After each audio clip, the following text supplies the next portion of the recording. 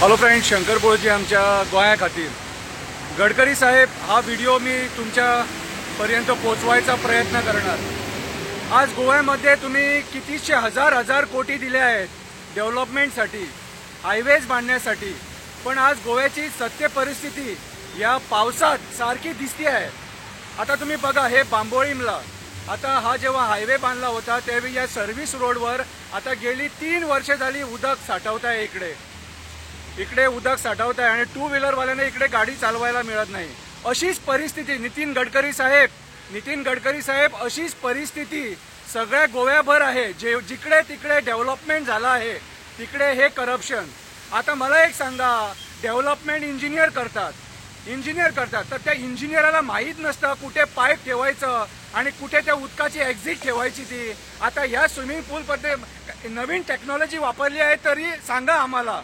जर नवीन टेक्नॉलॉजी वापरली आहे तरी सांगा, कारण याच्यामध्ये आंघोळ बिंघोळ करायची टेक्नॉलॉजी आहे तर सांगा, लोकांना कळू दे. कारण आता हे टू व्हीलरवाले जे एवढे लोक आहेत, टू व्हीलरवाले त्या लोकांना या हॉस्पिटलमध्ये येताना त्रास होतो. आता ही परिस्थिती पेडणे, उगिये, म्हापशा, करसवाडा सगळीकडे आहे.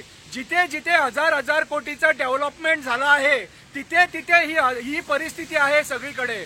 पणजीला ही परिस्थिती आहे, म्हापशाला परिस्थिती सेम आहे, पेडणेला ही सेम परिस्थिती आहे. म्हणजे आज जे भारतीय जनता पार्टीने डेव्हलपमेंट केलं आहे ते डेव्हलपमेंट फेक डेव्हलपमेंट आहे. कारण आमच्या गोव्यात असं कधी अगोदर व्हायचं नाही. हे डेव्हलपमेंट झालं तेव्हापासून हे सगळं व्हायला लागलं.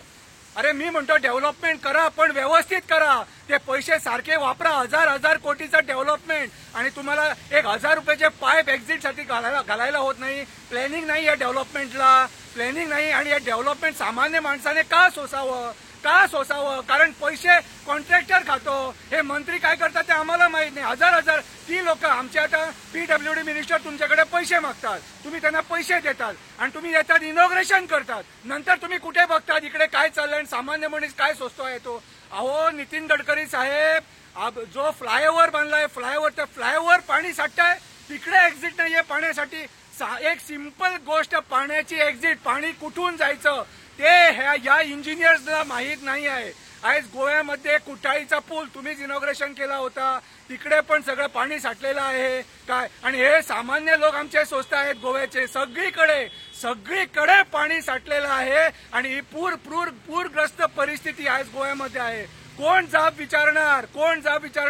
हे PWD मिनिस्टरचे जे पद आहे ते आमच्या गोव्याच्या CM कडे आहे आणि ते हसून लोकांना सांगतात भिवपाची गरज ना म्हणून. मग यांना आता आम्ही काय म्हणायचं?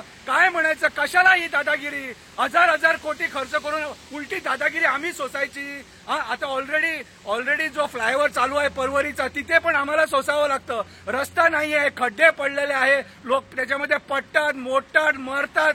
एक साधी लादी घालायला होत नाही यांच्याकडे. काय करायचं? कुणाच्या नावानं बोंबलायचं? बोंबलून थकलो. गडकरी साहेब, जरा विचार करा. या लोकांना पैसे हजार कोटी देताना विचार करा की हे त्या पैशांचे काय करतात. डेव्हलपमेंट करतात हे स्वतः खातात, तो विचार करा. गडकरी साहेब, या गोवा सरकारला प्रश्न विचारा. मी जे हजार कोटी दिले होते डेव्हलपमेंटसाठी, ते क्वालिटी डेव्हलपमेंट का नाही झालं? गेल्या वर्षी मालपे इथे रिटेनिंग वॉल कोसळली, तिकडे मी कपडे काढून प्रोटेस्ट केला, तुमच्यापर्यंत व्हिडिओ पोहोचवला. मीच तो शंकर पोळजी जो व्हिडिओ तुम्हाला पाठवला होता. नितीन गडकरी साहेब, रिटेनिंग वॉल सारखे नाहीये. परत पेडण्याची रिटेनिंग वॉल पडण्याच्या परिस्थितीत आहे. परत ती पडणार. कोणाच्या गाडीवर पडली तर कोण पडून मरणार, मोडणार. जरा लक्ष द्या नितीन गडकरी साहेब, लक्ष द्या. असं आम्हाला निग्लेक्ट करू नका आणि असं सत्तेचा या लोकांना गैरवापर करू देऊ नका. ही लोक फक्त स्वतःच्या आशेसाठी डेव्हलपमेंट करतात. तुम्हाला खोटे प्रोजेक्ट दाखवतात आणि हे पैसे आणतात आणि हे डेव्हलपमेंट पाठीमागे बघा. या डेव्हलपमेंटमध्ये सगळं पाणी साठलेलं आहे. डेव्हलपमेंट पाण्यामध्ये बुडलेले आहे. नितीन गडकरी साहेब, डेव्हलपमेंट पाण्यामध्ये बुडलेलं आहे. जरा लक्ष द्या.